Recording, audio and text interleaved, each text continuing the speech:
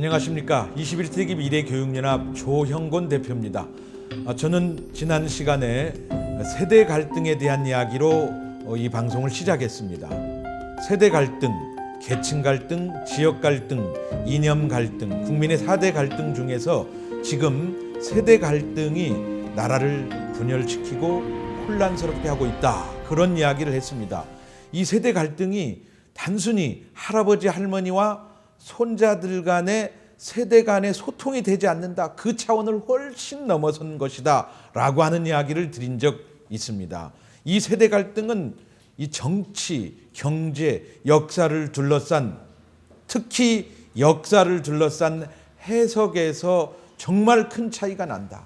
역사를 오랫동안 거쳐 살아왔던 대한민국의 근현대사를 아는 분들, 산업화를 아는 분들과 산업화를 이해하지 못하는 세대 간의 갈등이 크다라고 하는 것을 말씀을 드렸고, 그 세대 간의 갈등이 학교 교육 현장의 교육 과정에서 비롯되었다라고 하는 것을 지난 시간에 말씀드렸습니다. 학교 도서관에는 건국 대통령 이승만의 책보다는 백범 김구의 책이 훨씬 많았고 전태일의 책이 훨씬 많았다. 이런 이야기를 드렸고요. 산업화의 공로자보다는 노동운동을 더 강조했던 것을 말씀을 드렸습니다. 오늘은 역사교과서 이야기를 해보려고 합니다. 고등학교 역사 교과서는 우리의 독립운동을, 대한민국의 건국을 어떻게 가르치고 있는지 보면 정말 또 깜짝 놀랄 만한 일이 일어날 것입니다. 여러분, 독립운동 1919년 3월 1일 지구마을이 깜짝 놀랐습니다. 밀물 같은 태극기 물결이 3월 1일을 기점으로 전국 방방곡곡에 태극기 물결이 일어났습니다. 그런데 저는 오늘 이 태극기 물결에 대해서 칭찬만 하지 않을 겁니다. 태극기 물결은 숭고하고 평화적이고 아주 정말 민족의 자긍심을 고취시킬 수 있는 민족 정신을 일깨우는 거였지만 시대 정신을 제대로 읽지 못해서 1921년 태극기 물결 이후에도 우리는 24년 동안 일제의 지배를 받았습니다. 우리 민족의, 우리 나라의 힘으로 독립을 이뤄내지 못했습니다. 이것은 시대 정신을 제대로 읽지 못했기 때문입니다. 태극기 물결이 시대 정신을 바로 읽어나간다면 그 숭고한 희생이 이제 나라의 온전한 독립 그리고 전승국이 되는 길이 있었다라고 하는 거죠. 그러나 그 길을 우리는 걷지 못했습니다. 그 불행한 일제 독립운동 그 이야기를 제가 해보려고 합니다. 제가 몇 가지 사진을 좀 보여드릴까 하는데요. 여러분, 이 사진을 보면 이런 일이 있었구나 하는 것을 느낄 수 있을 겁니다. 이 한 장의 사진은 무엇을 말해줄까요? 여기에 있는 한국인 9명과 러시아인 몇 명 같이 사진을 찍었는데요. 이곳은 러시아 연해주 하바롭스크에서 기차를 타고 무려 18시간을 달려가서 있는 스보보드니, 스보보다 자유라는 뜻이지요. 거기에 시 이름을 붙여서 자유시 스보보드니입니다. 스보보드니에서 저희가 찍은 사진인데요. 이 스보보드니에서 대한독립군단 3,500명, 백전노장의 호랑이를 잡는 포수였던 3,500명 백전노장의 대한독립군들은 괴멸당하고 말았던 슬픈 역사가 있습니다. 이 슬픈 역사를 우리의 역사교과서는 어떻게 가르치고 있는 걸까요? 그것을 자유시 참변이라 부르고 있습니다. 1921년이면 언제입니까?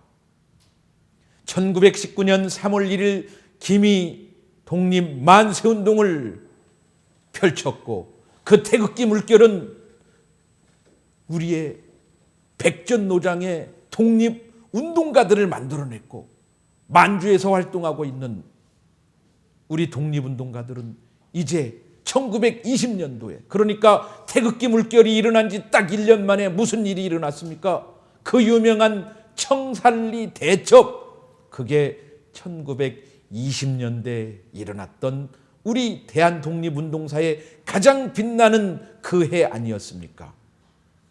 또한 봉오동 전투가 있습니다. 홍범도 장군, 청산리대첩의 김좌진 장군.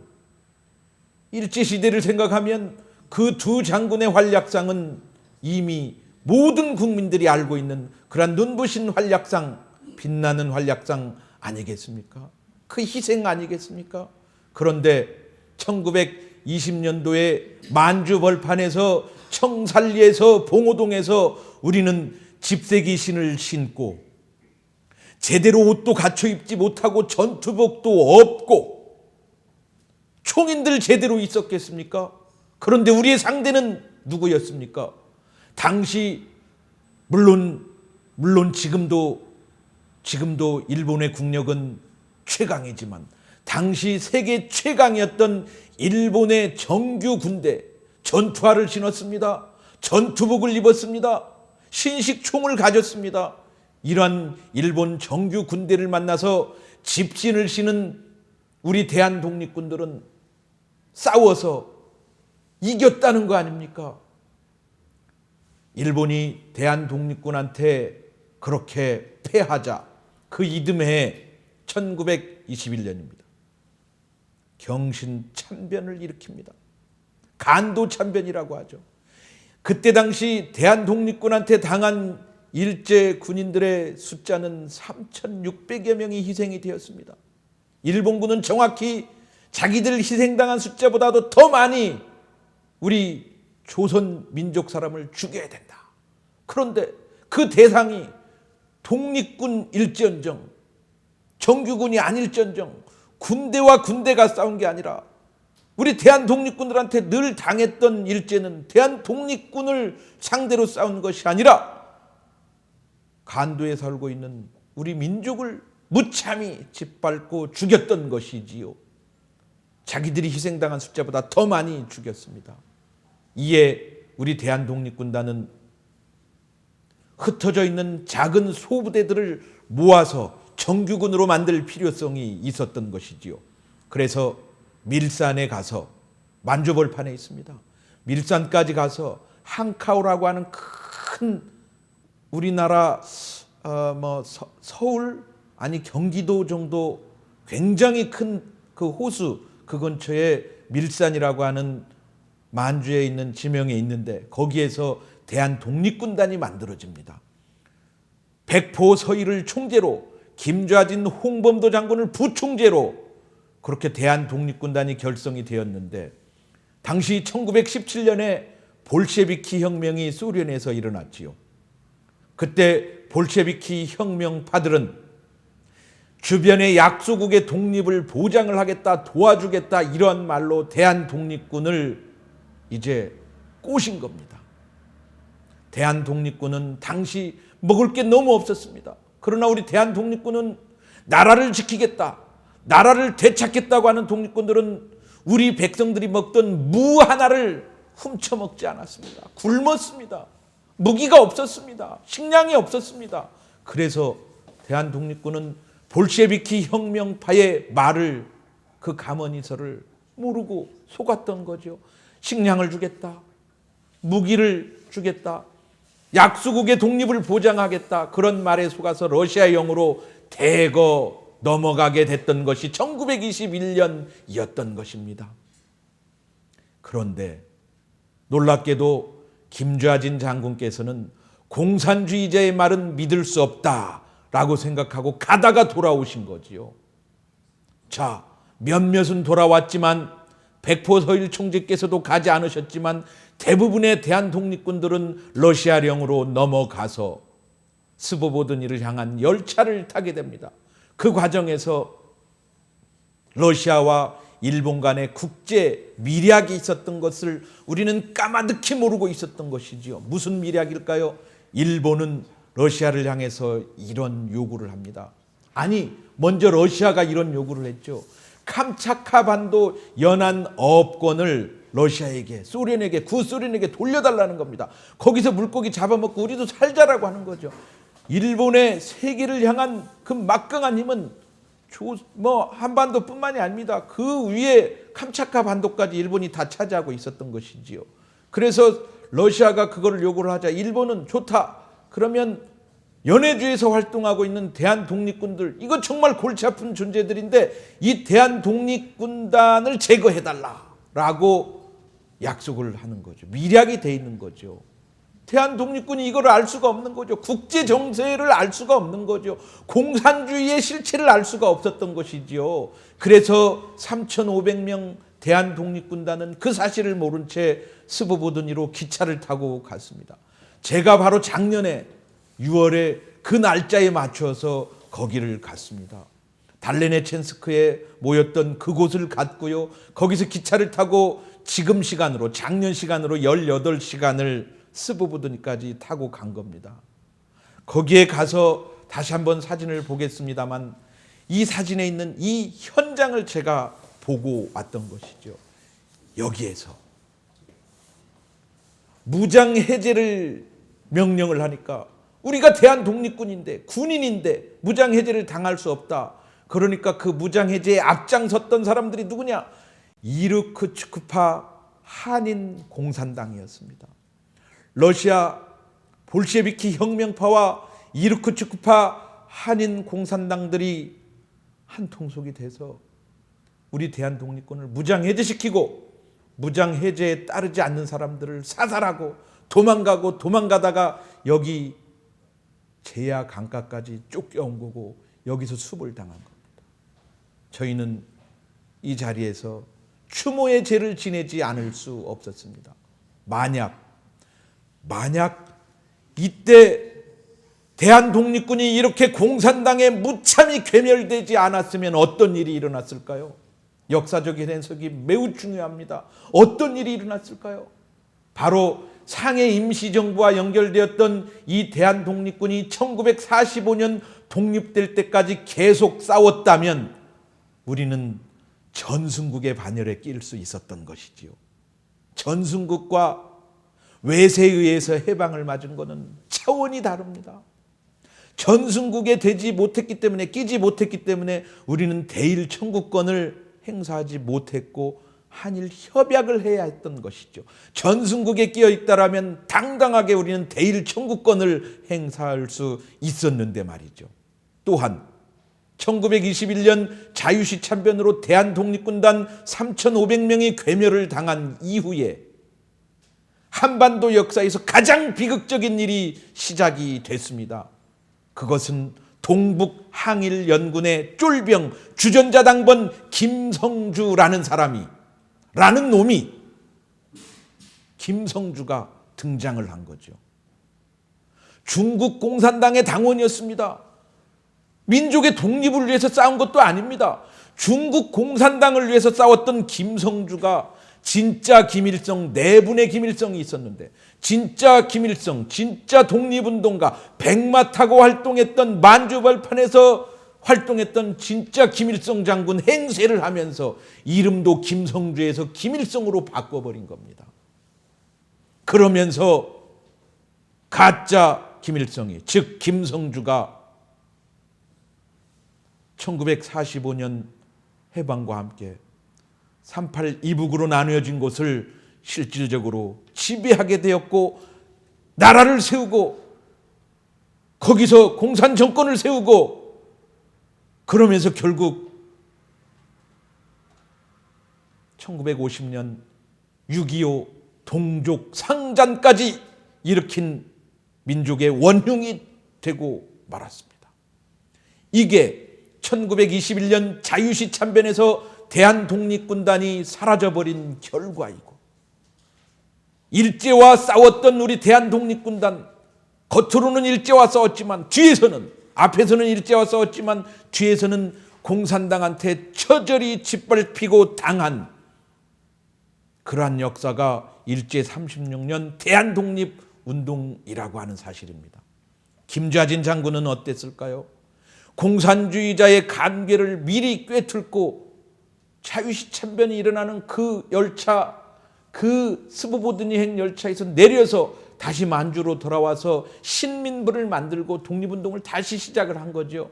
그런데 김자진 장군은 뭐라고 했을까요? 그보다 앞서 또 한 장의 사진입니다.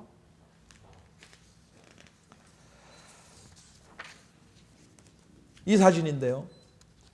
백포 서일 총재께서 대한독립군단을 다 잃고 스스로 목숨을 끊고 자진하셨던 곳, 저희가 이곳에서 목매어 울고 추모의 단을 쌓고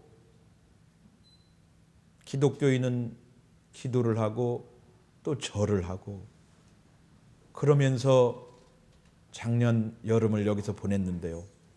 여러분,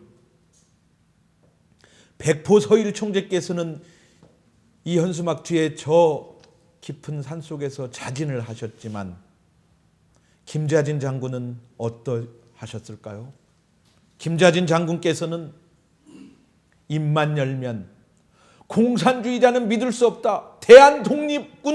대한독립운동은 공산당한테 당했다. 그러면서 신민부를 조직하면서 독립운동을 어떻게 일제와 싸워야 되고 어떻게 공산당한테 당해야 되지 않는지를 설파하셨던 거죠. 자유시 참변이 있은 뒤 9년 만에 결국 공산당원한테 김자진 장군께서 또 암살을 당하셨습니다. 이게 무슨 역사란 말입니까? 그런데 이러한 공산당한테 당했던, 공산주의자한테 당했던 이러한 역사적 사실들을 우리 청소년들이 고등학교 한국사 시간에 제대로 배울까요? 그렇지 않습니다.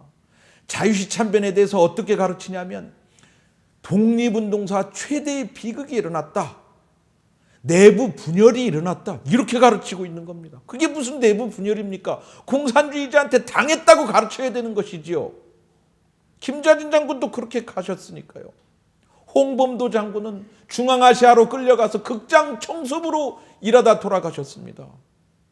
저는 민족 독립운동에 관련된 그 많은 영화들 다시 만들어야 된다고 생각하는 사람입니다. 그 역사를, 그 문화를 지금 제대로 가르치지 않고 극장에서 잘못된 영화가 나오고 있고 그러기 때문에 독립운동하면 일제와 싸운 것으로만 기억하지만 실제로는 우리는 공산주의와 싸웠던 것이고 제대로 싸우지도 못하고 공산당들한테 당했던 것이지요. 그래서 1937년도에는 고려인 강제 이주란 말 들어보셨죠? 20만의 우리 고려인들이 우리 조선 백성들입니다. 우리 민족입니다. 한반도에 먹고 살 것이 없으니까 블라디보스토크에 가서, 연해주에 가서 정말 그 자갈밭을 손으로 다 일구면서 농사를 지어가지고 옥토를 만드신 우리 조상들이에요.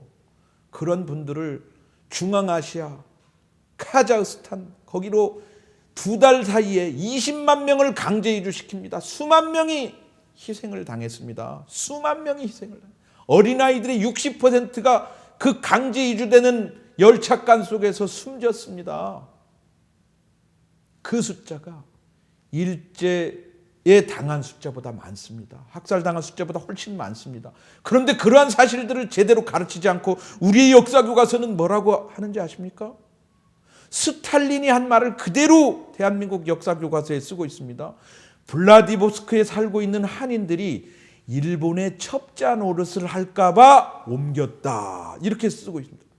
아니, 대한민국 역사교과서가, 거민족 역사교과서가 스탈린의 보도자료를 쓴 것이지요.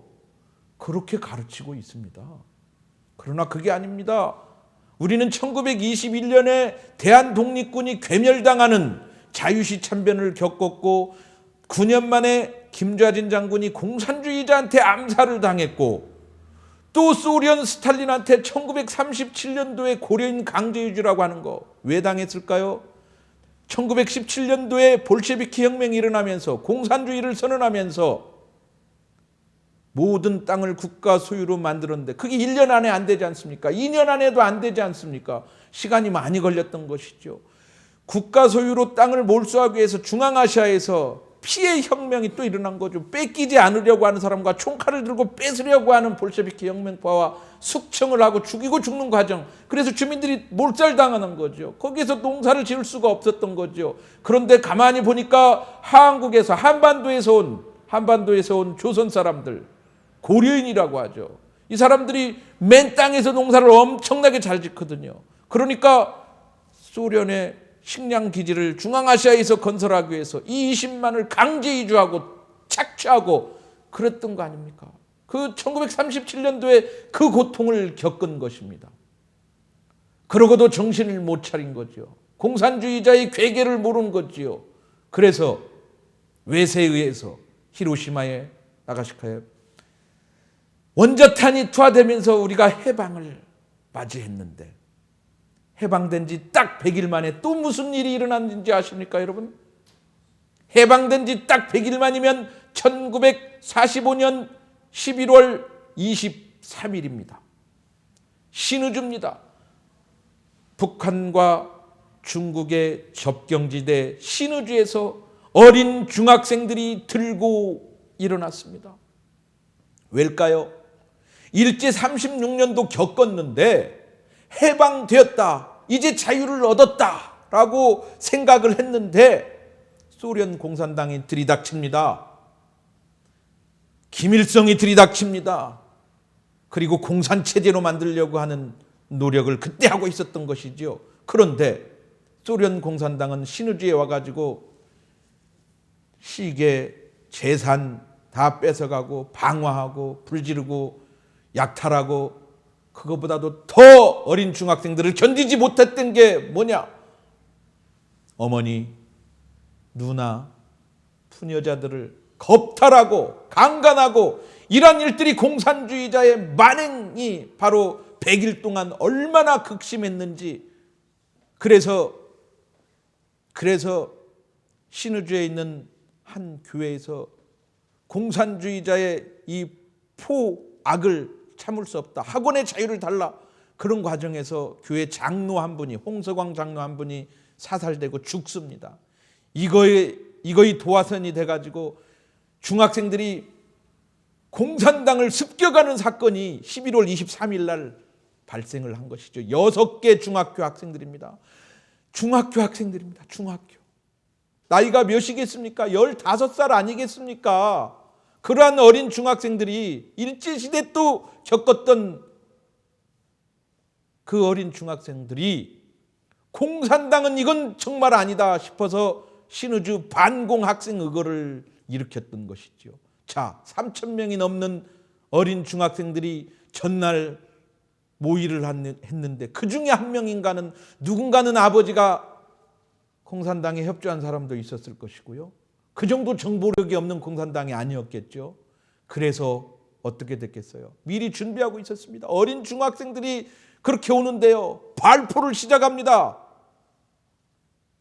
심지어 전투기가 뜹니다. 그래서 어린 중학생들을 쏜 거죠. 현장에서 24명이 죽었다는 거 아닙니까? 그리고 그 간부급에 해당되는 학생들 숫자가 200명인지 500명인지 모를 그 학생들은 주동자로 체포돼서 어디로 갔을까요? 시베리아 강제 노동 수용소로 끌려갑니다. 그게 신의주 반공학생 의거입니다.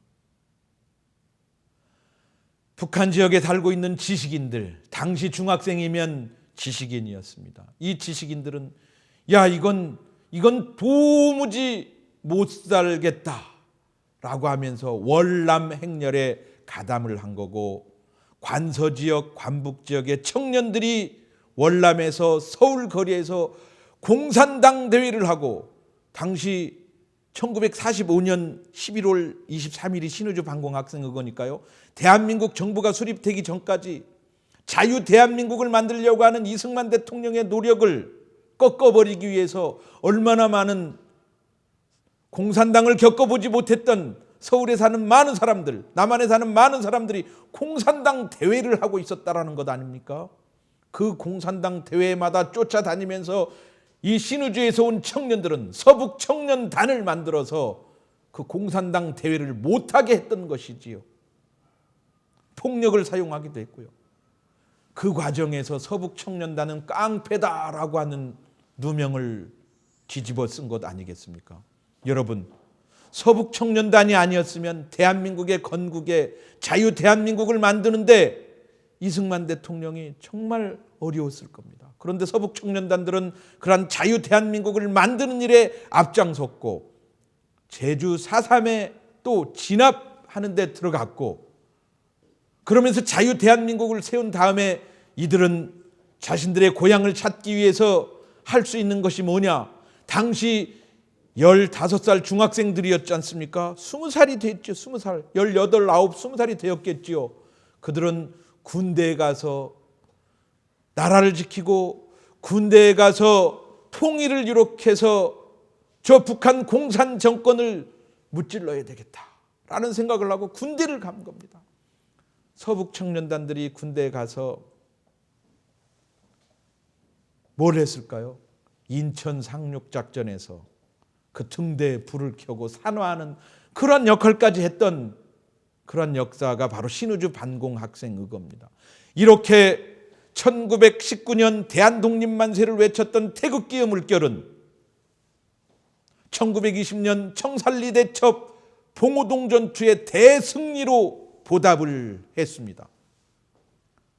그러나 일제 강력한 보복으로 우리 주민들이 희생을 당하자 1921년도에 이제 러시아령으로 넘어가서 이르크축파 한인공산당과 볼셰비키 혁명파들한테 대대적으로 숙청을 당한 거나 마찬가지죠. 괴멸당했으니까. 그러면서 전승국이 될 수 없었던 그 아픈 역사, 그러면서 김성주가 가짜 김일성 행세를 하면서 진짜 김일성 행세를 하면서 가짜 김일성이 김성주가 나타났던, 그래서 남북이 분단되고 동족 상잔의 비극이 일어났던 것, 이런 것들이 공산주의의 계기를 제대로 깨뚫지 못해서 일어났던 비극인 것처럼 이제 지금 일어나고 있는 태극기의 물결은 이 탄핵 정국만이 아니라 이후 대선의 문제, 이후 정치체제의 문제, 이후 한국 사회의 문제, 그리고 우리 초중고 학생들을 어떤 역사 교육을 해야 되는지, 우리 국민들에게 어떤 역사적 교훈을 가르쳐야 하는지, 이걸 분명히 해야 한다고 저는 생각하고 있습니다. 그걸 하지 못하면 일시적인 승리, 1919년의 승리만 가지고, 그 태극기의 물결만 가지고는 또다시 24년간 지배당하고 전승국이 되지 못했던 것처럼 국민의 태극기, 높여진 태극기는 이제 정세를 바로 읽어야 된다. 역사적 교훈을 바로 알아야 된다. 그런 이야기를 제가 감히 드렸습니다. 고맙습니다.